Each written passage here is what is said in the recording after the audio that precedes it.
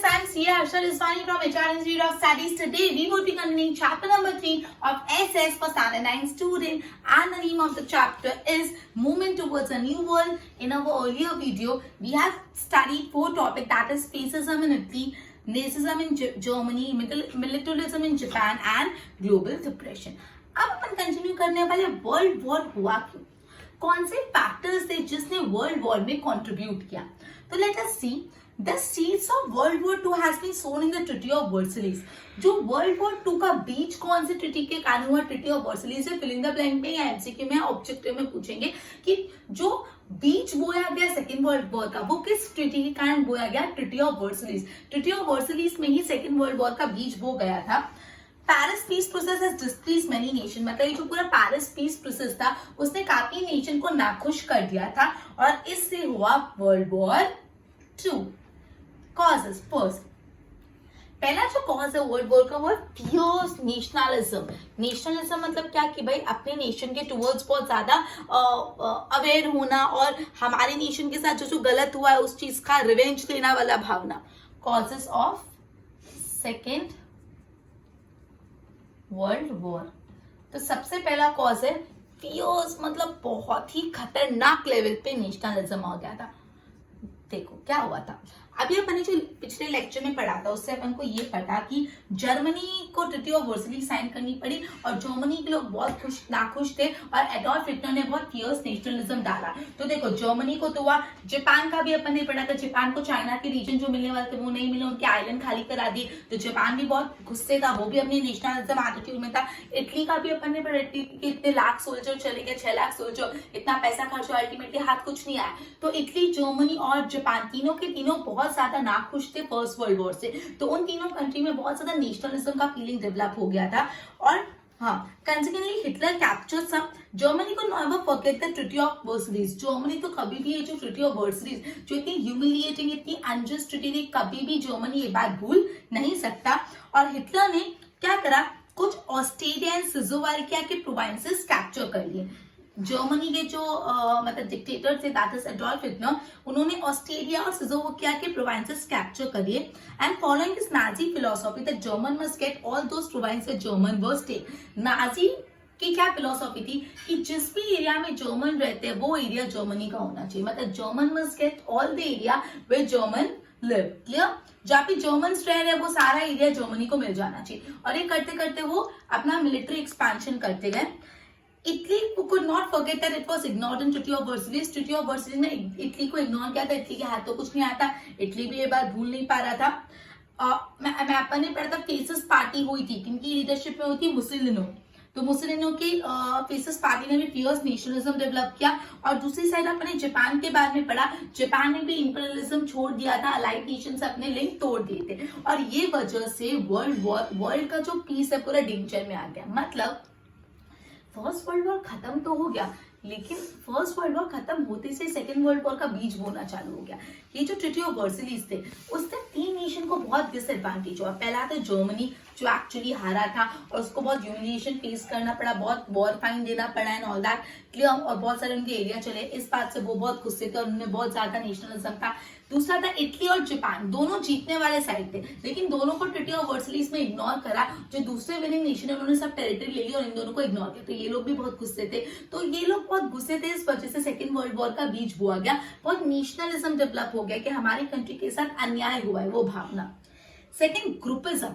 Groupism मतलब क्या, group बनने लग गया, अलग अलग ग्रुपिज्म होने लग गया. तो ऑब्वियसली सेकेंड वर्ल्ड वॉर का इनिशिएशन चालू हुआ. मतलब अलग अलग ट्रीटीज अलग अलग लिंक में जुड़ते गए, बढ़ते गए. क्या हुआ देखो, since France was always afraid of Germany after first world war, it entered into a treaty with Belgium, Poland, Romania and Czechoslovakia. मतलब फ्रांस ने किसके साथ ट्रीटी ज्वाइन कर ली, फ्रांस ने Belgium, Poland, Romania and Czechoslovakia की treaty में वो चले गए. इटली ने साइन करी treaty with Czechoslovakia, Yugoslavia, Romania, Hungary, Greece, उन सब के साथ ट्रीटी साइन की. रशिया ने जर्मनी, टर्की, लिथुआनिया और ईरान के साथ ट्रीटी साइन की. इटली ने, मैंने अपन ने पढ़ा था ना, इटली ने रोम, बर्लिन और टोक्यो एक्सिस ज्वाइन कर लिया था. लीग ऑफ नेशन उन्होंने छोड़ दिया था और क्या ज्वाइन कर लिया था, रोम, बर्लिन और टोक्यो एक्सिस ये ज्वाइन कर लिया था. England and France form another group. England और फ्रांस ने एक दूसरा ग्रुप बना दिया अपना. That's whole atmosphere of fear spread in the whole nation, मतलब पूरे के पूरे नेशन में, पूरे के पूरे वर्ल्ड में एक डर का माहौल पैदा हो गया। लोग अलग अलग नेशंस को ज्वाइन करते, अलग अलग ट्रिटीज बना रहे थे। सो एक ग्रुपिज्म होता जा रहा था। अब आपको याद रखना है किसने कौन सा एक्सेस क्या ज्वाइन किया। ये इटली वाला तो अच्छे से याद रखना, कौन सा इटली ने एक्सेस ज्वाइन किया, Rome, Berlin and Tokyo. Clear, RBT, Rome, Berlin and Tokyo agreement. बाकी सभी गो थ्रू करना है, बट ये 1 मार्क के पॉइंट ऑफ व्यू से इंपॉर्टेंट है कि इटली ने अलाइड लीग ऑफ नेशन से अपना लिंक तोड़ दिया और रोम, बर्लिन और टोक्यो का एक्सेस ज्वाइन किया। तीसरा पार्ट है मिलिटरिज्म। मिलिटरिज्म, अब फर्स्ट वर्ल्ड वॉर खत्म हुई तो क्या होना चाहिए, अब पीस मेंटेन होना चाहिए ना, शांति की। भाई वॉर खत्म हुई, अब शांति, उल्टा हुआ। फर्स्ट वर्ल्ड वॉर खत्म होगी, सब लोग अपने आर्म्स एंड एमिनिशन पे फोकस करने लगे। लोग ज्यादा से ज्यादा हथियार प्रोड्यूस करने लगे कि कल को कोई अटैक करे तो अपन काउंटर अटैक करने के लिए कुछ होना तो चाहिए। तो पूरा का पूरा वर्ल्ड ना हथियारों पे बैठा था, समझो। सबका फोकस था मिलिट्री पावर बनाओ, ज्यादा मिलिट्री में लोग होने चाहिए। काफी लोगों ने तो कंपलसरी बोल दिया मिलिट्री ट्रेनिंग लेनी पड़ेगी हर इंसान को। देखो क्या क्या हुआ, पढ़ते हैं। एक साइड पे तो हम एफर्ट डाल रहे थे कि फर्स्ट वर्ल्ड वॉर के बाद जो इतना नफरत फैल गई उसको पीस में कन्वर्ट करने की। दूसरी साइड यूरोपियन नेशन वो कंपीटिंग फॉर एमिनिएशन। एक साइड तो फर्स्ट वर्ल्ड वॉर की चीज को ठंडा करने के लिए पीस करने का काम चल रहा था, और दूसरी साइड जो यूरोपियन नेशन है वो एमिनिएशन के लिए कम्पीट करते, मतलब वो लोग हथियार पे हथियार प्रोड्यूस करते जा रहे थे। Clear, production of more and more weapon increase in all European nation. Her European nation ज्यादा से ज्यादा हथियार का प्रोडक्शन कर रहा था, हर यूरोपियन नेशन ज्यादा से ज्यादा वेपन्स प्रोड्यूस कर रहा था। War weapon better than other war being manufacture. हर कंट्री ये चाहती थी कि हर सामने वाली कंट्री से ज्यादा अच्छे वॉर के वेपन्स प्रोड्यूस करें, मतलब सबका मकसद ये था कि ज्यादा से ज्यादा हथियार प्रोड्यूस करो। क्लियर, सब नेशन जैसे रशिया और जर्मनी में तो मिलिट्री ट्रेनिंग भी कंपलसरी हो गई। कंपलसरी सबको मिलिट्री ट्रेनिंग लेनी पड़ेगी, मतलब आप हो मैं हो सबको मिलिट्री ट्रेनिंग लेनी, ये कंपलसरी हो गया, बिकॉज उनको ज्यादा से ज्यादा मिलिट्री पावर चाहिए था कि वो अटैक कर पाए। All nation began inducting more men into navy, air force, army, air force पे navy में, army में ज्यादा से ज्यादा लोग को वो डालने लगे। In the east, Japan increases military force. Finally, World War II has been declared when England and France try to equip themselves with the war weapon. ठीक है, तो ये था मिलिटरिज्म। मिलिटरिज्म का कंसेप्ट यही था कि फर्स्ट वर्ल्ड वॉर खत्म होने के बाद एक साइड तो शांति का माहौल बनाने की कोशिश हो रही थी, और दूसरी साइड जो यूरोपियन नेशंस है वो एमिनिएशन के लिए कम्पीट कर रहे थे। हर कंट्री ज्यादा से ज्यादा वेपन्स प्रोड्यूस कर रही थी कि जिससे कभी भी वॉर हो तो वो लड़ने के लिए तैयार हो। हर नेशन का मकसद था कि हम सामने वाले कंट्री से और अच्छा वेपन प्रोड्यूस करें।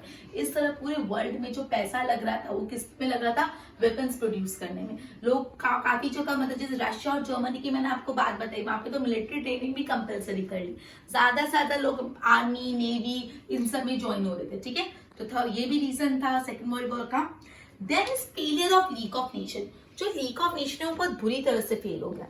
तो failure of league of nation, क्या हुआ failure of league of nation में?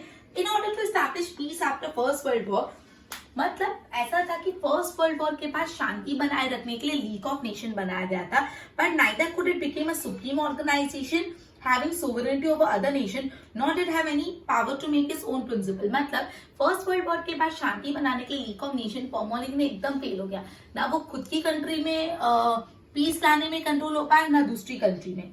Member nation were not obliged to take their problem to the League of Nation or to accept the judgment passed by it। मतलब ऐसा था कि League of Nation कोई भी judgement पास करे तो member nation को एक्सेप्ट करना पड़ेगा ना, ऐसा ही सिस्टम नहीं था। तो लीग ऑफ नेशन कुछ भी बोले मेंबर तो फॉलो ही नहीं करते थे। मैनी नेशन एंड मूव्ड, काफी नेशन तो लीग ऑफ नेशन से निकल भी गए। Clear, initially Russia and Germany snapped their ties with the League of Nation. पहले रशिया और जर्मनी निकल गए, उसके बाद इटली भी निकल गया, जापान भी निकल गया। अपन ने पढ़ा ना लास्ट सेशन में, इटली निकल गया, जापान लीग ऑफ नेशन से निकल गया, रशिया निकल गया, जर्मनी निकल गया। Okay, Germany snatched away some of the provinces. Still, the League of Nations could not do nothing. The greed for power among several nations became stronger, और League of Nations बहुत बुरी तरह से effect हुआ, league of nation fail हो गया, जिस वजह से सेकेंड वर्ल्ड वॉर को और बढ़ावा मिल गया। ठीक है, लीग ऑफ नेशन क्यों बना था? फर्स्ट वर्ल्ड वॉर के बाद जो नुकसान हुआ शांति फैलाने के लिए, पीस के लिए, लेकिन ये बिल्कुल अनसक्सेसफुल हुआ। ना ही खुद की कंट्रीज का देख पाया, ना दूसरी कंट्री का, और सब धीरे धीरे लीग ऑफ नेशन से निकलते गए। Next is treaty of Versailles. Students, treaty of Versailles से अपन तो कब से ही बोल रहे, ये ट्रिटी के कारण ही सेकेंड वर्ल्ड वॉर हुई। ट्रिटी ऑफ वर्सलीज, ये बहुत अनजस्ट ट्रीटी थी जो जर्मनी से साइन कराई थी। देखो ये पेरिस पीस प्रोसेस जब हुआ था फर्स्ट वर्ल्ड वॉर के बाद, तभी ट्रीटी वर्सलीज की साइन हुई थी at the end of second world first world war खत्म होने के बाद पेरिस पीस प्रोसेस हुआ, वहां पे ट्रीटी ऑफ वर्सलीज साइन हुई।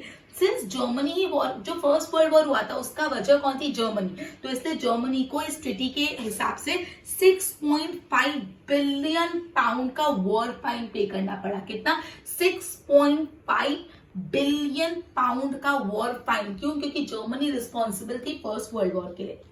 इतना ही नहीं, उनका जो रूरल प्रोविंसेस वो भी उनसे ले लिया। जो उनकी रिवर थी, उनकी मेन रिवर राइन, उसको भी इंटरनेशनल सी रूट के लिए चालू कर लिया। ये जो इतनी अनजस्ट, अनफेयर और ह्यूमिलिएटिंग ट्रीटी का असर बहुत ज्यादा जर्मनी पे आया। क्लियर?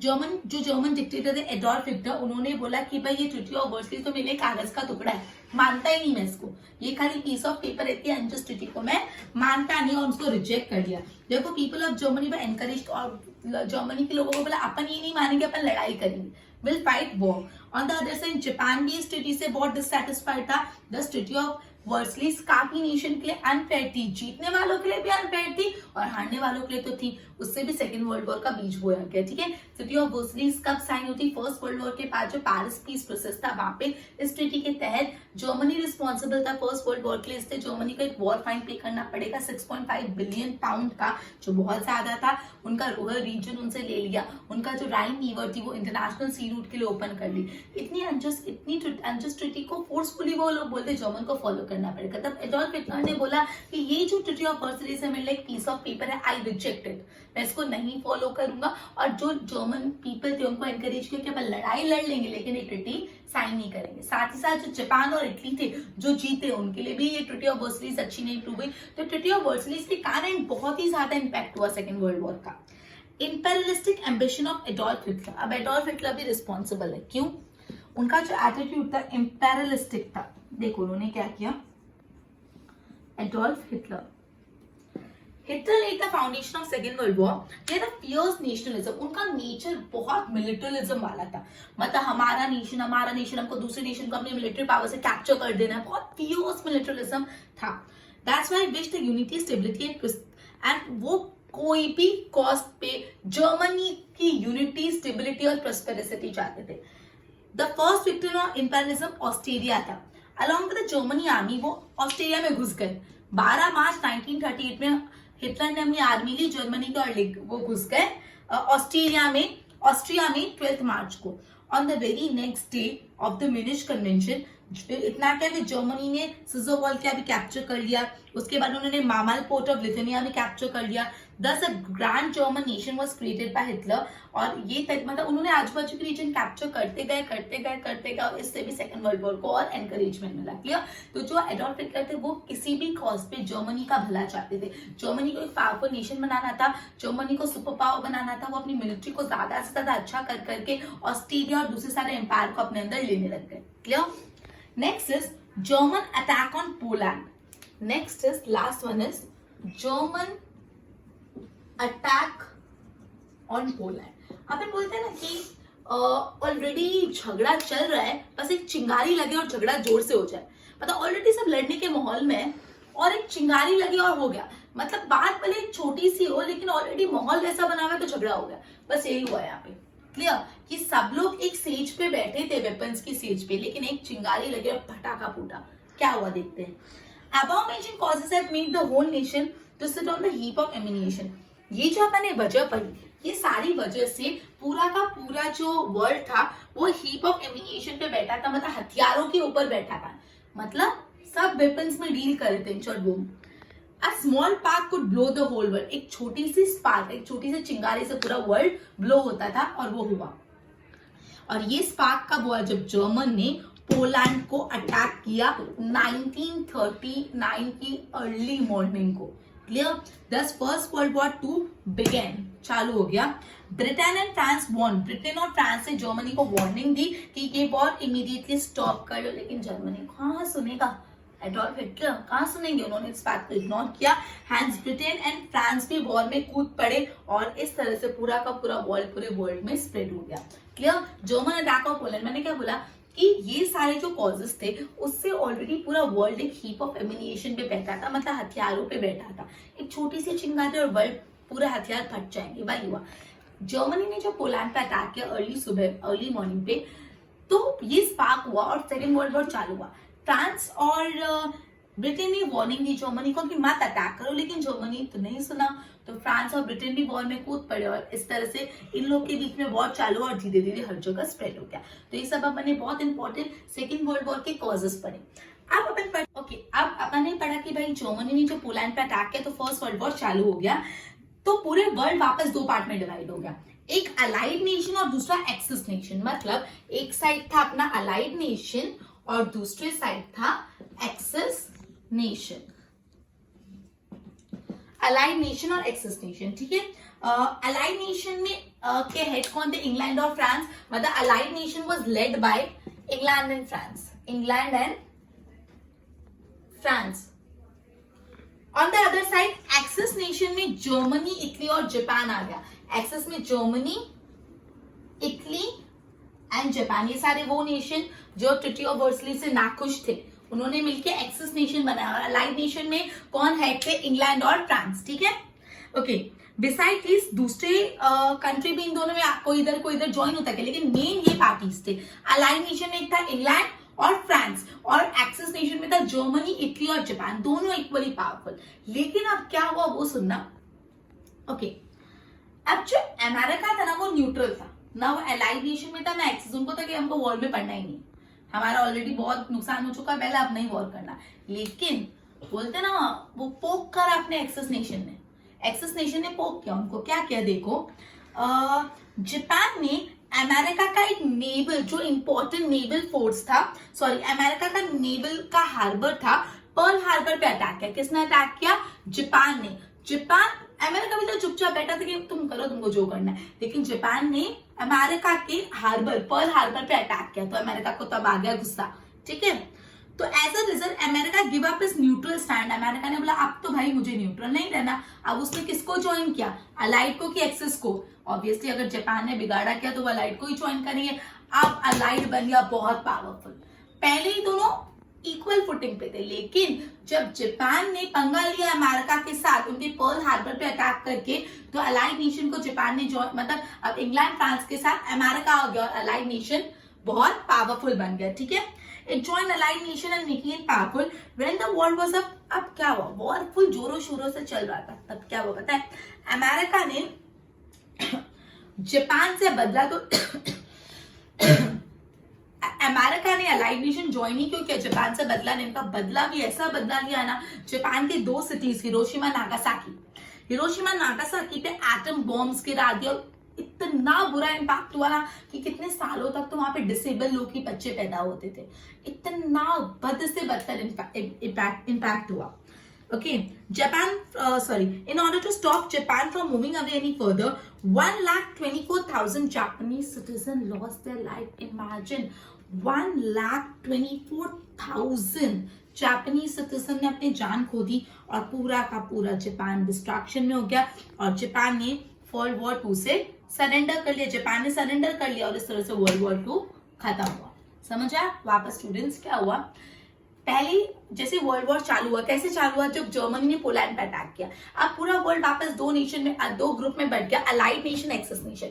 अलाइड नेशन वो इंग्लैंड और फ्रांस वाले, और एक्सिस नेशन जो ट्रीटी ऑफ वर्सली से नाखुश थे ना, जर्मनी, इटली और जापान, दोनों इक्वल लेवल के पावरफुल थे। अब जापान ने किया पंगा, जापान ने और अमेरिका कहा था? अमेरिका कहीं नहीं था, न्यूट्रल था ना, मैं इधर हूं ना इधर हूं, मुझे वॉर में ले रहना ही नहीं। लेकिन जापान ने अमेरिका के पर्ल हार्बर पे अटैक करा और उससे अमेरिका ने अपना न्यूट्रल रहने का डिसीजन छोड़ के अलाइड नेशन को ज्वाइन किया। और जैसे अमेरिका ने अलाइड नेशन को ज्वाइन किया तो अलाइड नेशन बहुत ही ज्यादा पावरफुल बन गया। और अब अमेरिका ने जापान से बदला लेने के लिए जापान की दो सिटीज हिरोशिमा और नागासाकी में एटम बॉम्ब ड्रॉप किया और पूरा जापान डिस्ट्रक्शन हो गया। 1,24,000 जापानीज सिटीजन ने अपनी जान खो दी और जापान ने सरेंडर कर दिया और वर्ल्ड वॉर खत्म हुआ। समझ आया कैसे वर्ल्ड वॉर चालू हुआ और खत्म हुआ? मतलब पूरा एक अमेरिका का डिसीजन एंड दी एंड, ठीक है। ओके, सो यह आज अपने चैप्टर स्टार्ट करा और फिर अपने ये वर्ल्ड वॉर 2 के फैक्टर्स पढ़े और वर्ल्ड वॉर 2 का आउटलाइन पढ़ा। अब वर्ल्ड वॉर 2 का इफेक्ट क्या है वो पढ़ेंगे, यूनाइटेड नेशंस के बारे में पढ़ेंगे और यूएन के बारे में पढ़ेंगे। मतलब 2 टॉपिक है, वर्ल्ड वॉर का इम्पैक्ट और यूएन के बारे में। Clear? So we will continue this chapter and probably finish this chapter by tomorrow. Till then good bye.